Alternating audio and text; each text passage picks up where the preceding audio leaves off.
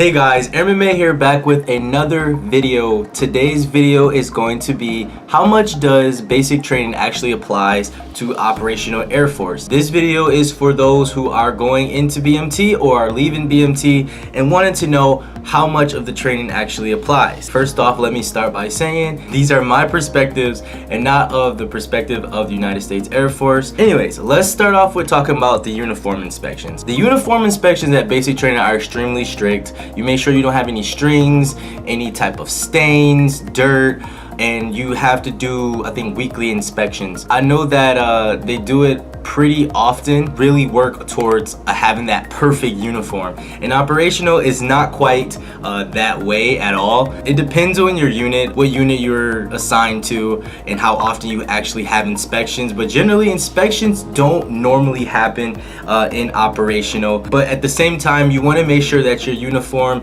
is looking professional, you're not looking slouchy, and that you are in accordance with AFI 36-2903. I believe I got that AFI right, which is our Air Force instruction, our standards for our uniform. So yeah, that is mostly important. Blues inspections, like I said, in my FSC 2 Alpha 7X3, 2 Alpha 733, whatever the numbers are, I really try to make sure that I have my uniform overall pretty neat, but we don't have blues. I still have my blues from tech school and basic. I have them right here, and as you can see, I still have my 2 ribbons. Sadly, I don't got 3, but that's okay. I was close to honors, which sucks, but anyways. And my patches and stuff, and it's still pretty neat, even though I rarely wear it. I know sometimes in operational, if you're like in intel, you usually wear your blues, or if you are in trouble.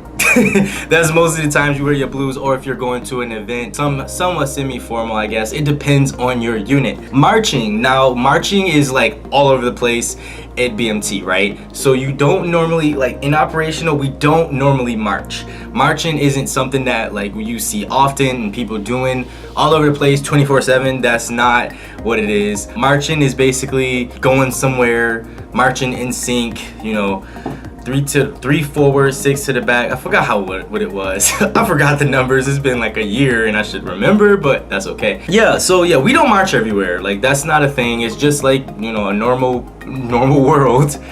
We just go to work, wake up in time for work. You can march to work if you feel like it, but yeah, that's not really a thing.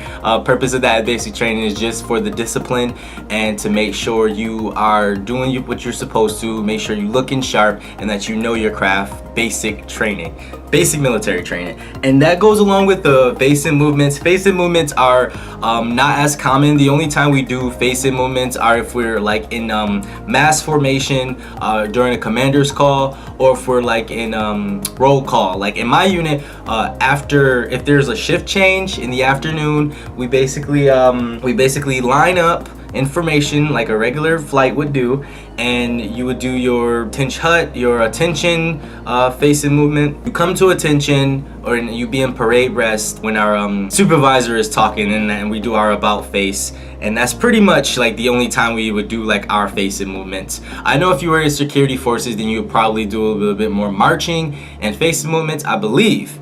Do not quote me on that, but I'm pretty sure that is what they do.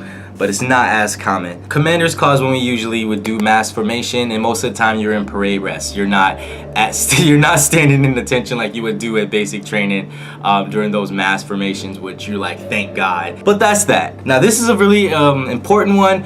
People are wondering, like, okay, when you go to basic training, this is for people who are going. I know you guys are probably scared of looking at the rank. Now you're probably still learning the ranks: tech sergeant, master sergeant, senior master sergeant, chief, whatever, enlisted, whatever it may be. Even if they're officers, I know you guys may be intimidated when you see rank. Usually, I know at basic training they do a lot of yelling, and that's to get you up in shape. That's to whip you into the military mindset so you can be prepared. You show that you had that discipline to listen. But in reality, in the real operational, it's not that way. I hope people don't think that's like the way it is. Usually tech sergeants or whatever, people that are higher enlisted, like everybody are human beings. They talk to you with respect. You are supposed to do what you are told, just because of the command, and it is important that you do follow that. And I'm not saying that just because, you know, you're out of basic training that you can talk to them however you want. No, you still have to show them respect, acknowledge them, bring the room on standby if they walk through a room. But some master sergeants or tech sergeants, whatever, NCOs are a little bit more lax than others. Some care about that, some don't. But overall, you still want to instill that basic training mindset with that. But you still talk to them like it's normal. You have normal conversations. And in my unit, we're pretty cool about that, and it is like that, I guess, in most units.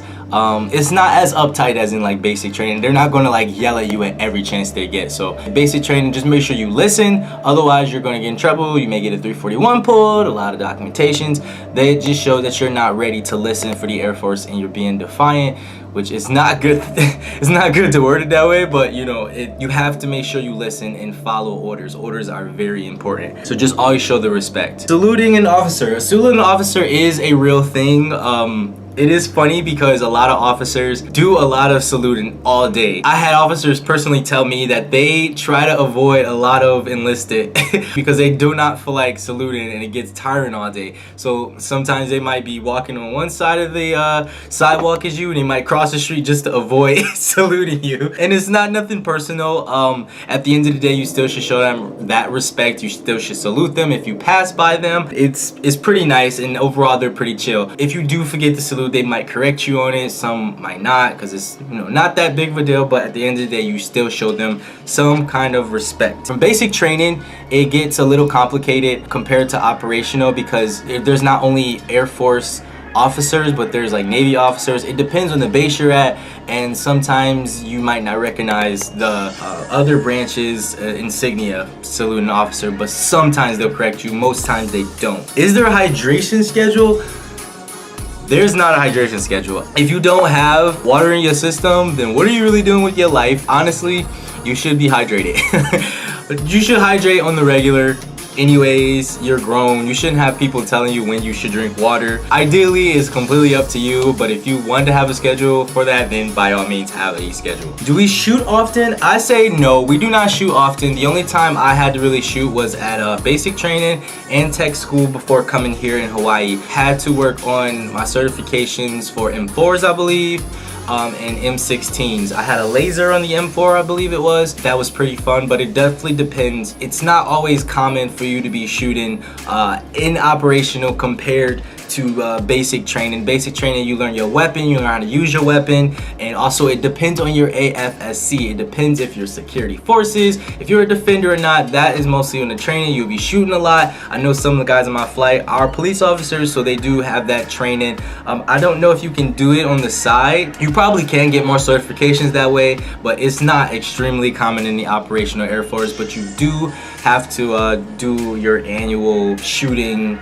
You do have to do your beast. You do have to do the proper wear of it, environmental stuff. A lot of training do still play a factor in a lot of things from basic training that you had learned. It still applies. Sometimes you have computer-based training to help aid that and get your mind refreshed for things, so that is also important. Is there PT every day? Now, every day you are working out at BMT, you are running, you are doing push-ups every day in the morning, and it's not that way in operational. We have business to do, we have our jobs to do. But it depends if your unit or squadron, whatever, has their own PT program. Some do, some do not. I know that now in my unit we do our we do PT right after work. It is mandatory. Overall, the board of the branch, we are having a little trouble with PT. Do not quote me on that, but it is important. PT is extremely important, so do not take that lightly at BMT. Unless you want to get kicked out the Air Force, we cannot have people failing PT tests and not living up to the standard, looking good. It doesn't look good. on anything. You want to just make sure you pass and take care of yourself. Ideally, take care of yourself. If you don't have a PT program, then create one for yourself. I tried my best despite my shift, but it is what it is. Does history classes matter? Now, if you guys have not known that you do have to take some history classes, it's like school when you were in basic. You do have to go to classes, some in between weeks and stuff, sit in the classroom. Do not try your best not to fall asleep because it gets tiring.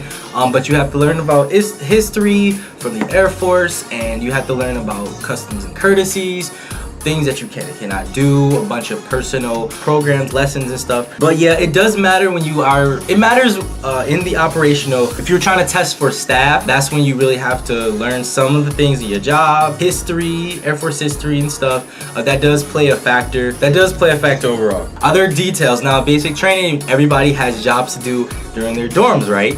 There's people that like shoe aligners. Me, I was a shoe aligner. Flex. I was a shoe aligner. I did my job. I basically made sure the shoes were organized. You have people that clean. You always do a lot of cleaning. There's always time for cleaning and basic training. Operational, that's not necessarily true. Like I said, we have a job to do. Your unit may have jobs you might have to take care of. Like, there is some cleaning involved. It depends on your unit. And also, it is different because certain people get assigned certain programs that they have to be in charge of or take care of, or equipment. In my case, in my FSC, since it is a maintainer type of position, then you have to make sure that the equipment is appropriate, proper cleaned, according to the TO, which is our technical orders, and that everything is tidy in the shop or whatever, doesn't look a mess. But it depends on your unit. So in a way, details do matter, but they're not as like the only priority compared to, you know, basic training where that's like almost all you do. Are there reporting statements? Yes, there are reporting statements. When you do enter a NCO office, you still have to do your facing movements there, do your reporting statements. Except you don't say trainee reports as ordered, that is out the window, thankfully. Say airman so-and-so reports, or airman so-and-so reports as ordered. I want to say, just to wrap up this video, essentially everything does matter in basic training. Attention to detail when according to your uniform inspections, cleaning, all your training, how you do it, it is all essential in our basic training.